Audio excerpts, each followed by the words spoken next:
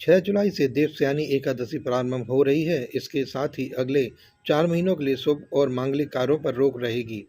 इस दौरान भगवान विष्णु योग निद्रा में चले जाएंगे और चातुर्मास प्रारंभ होता है। यह कहना है विश्व विख्यात ज्योतिषाचार्य डॉक्टर हुकुमचंद जैन का। उन्होंने कहा कि इस कारण शुभ कार्यों पर रोक रहेगी। इस दौरान विवाह, गृह प्रवेश, मुंडन जैसे शुभ कार्य और मांगलिक कार्य नहीं किए जाएंगे। हालांकि धार्मिक अनुष्ठान, पूजा पाठ और भजन कीर्तन, नींव, भूमि पूजन, जीर्ण गृह प्रवेश, वाहन क्रय विक्रय, मशीनरी, दुकान, व्यापार जैसे कार्य किए जा सकते हैं। ज्योतिषाचार्य हुकुमचंद जैन ने बताया कि भगवान विष्णु का शयन क्या है, तो आइए जानते हैं। मान्यता है कि देवशयनी एकादशी के दिन भगवान विष्णु क्षीर सागर में योग निद्रा में चले जाते हैं और 4 महीने बाद देव उठानी एकादशी के दिन जागते हैं। तरीके से बताइए थोड़ा। देखिए, इस बार क्या है, 12 जून को गुरु तारा अस्त हो चुके थे और वो 6 जुलाई को पूर्व दिशा में उदय होंगे। तो इस बार जो शादियां थी वो 12 जून के बाद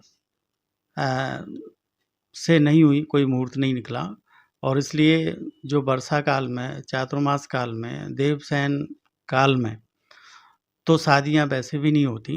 तो इस बार 4 महीने वो और 1 महीने पहले से शादियां बंद हो गई हैं और वो फिर 6 जुलाई को रविवार को देवशयन एकादशी प्रारंभ हो जाएगी और 4 महीने के लिए फिर विष्णु भगवान शयन शैया पर सोने चले जाएंगे, ऐसा शास्त्रों में कहा गया है। तो इस दौरान भी शुभ कार्य जैसे विवाह, नवीन गृह प्रवेश, देव प्रतिष्ठा, मुंडन, नींव किसी मकान की, गृह आरंभ करना, भूमि पूजन, इस प्रकार के कार्य सभी कार्य होंगे। और कुछ ऐसे क्षेत्र हैं जैसे कि पंजाब, सिंध, कश्मीर, हिमाचल प्रदेश, इनमें उनके वहाँ के धर्म और के अनुसार परंपरागत विवाह मुहूर्त भी होते हैं और विवाह वहाँ होते रहते हैं उनके अनुसार। वहीं ज्योतिषाचार्य हुकुमचंद जैन ने कई भविष्यवाणियां की हैं जो कि हमेशा सटीक ही बैठती हैं। इसी क्रम में उन्होंने बताया कि भारी बारिश, भूस्खलन, भूकंप, हिंसा, प्राकृतिक आपदा की स्थिति बनी हुई है। पश्चिमी देशों में युद्ध के आसार रहेंगे। विश्वविख्यात ज्योतिषाचार्य ने कहा कि पूर्व वर्षों में की गई राजनीतिक प्राकृतिक भविष्यवाणी सत्य साबित हुई है।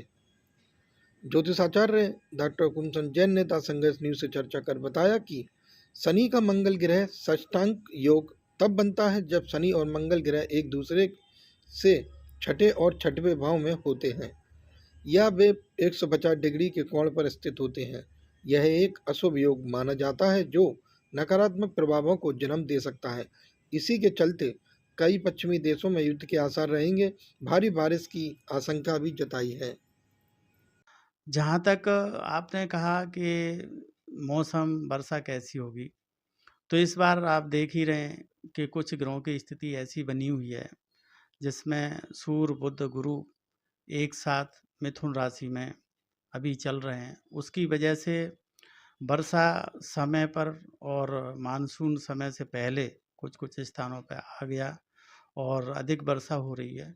आगे भी वर्षा, जैसे मंगल शनि का षडाष्टक योग बना हुआ है, तो इस षडाष्टक योग से और मंगल के साथ में केतु है, इसकी वजह से हम देखते हैं कि प्राकृतिक आपदाएं, भूस्खलन, अति वर्षा, बाढ़, कहीं पर और हिंसा का तांडव हमें देखने को मिल रहा है। और इस बार मंगल और शनि का षडाष्टक योग अक्सर कर चलता रहेगा पूरे वर्ष। तो ये 2025 का वर्ष हिंसा के मायने में और पश्चिमी देशों में, यूरोपीय देशों में युद्ध, हिंसा और भूस्खलन, भूकंप के मायने में बड़ा खतरनाक साबित हो सकता है। इससे महामारी की आशंका भी हो सकती है। तो ग्रहों की चाल इस समय ऐसी बनी हुई है और आगे भी पूरे वर्ष ऐसी रहेगी, क्योंकि मंगल एक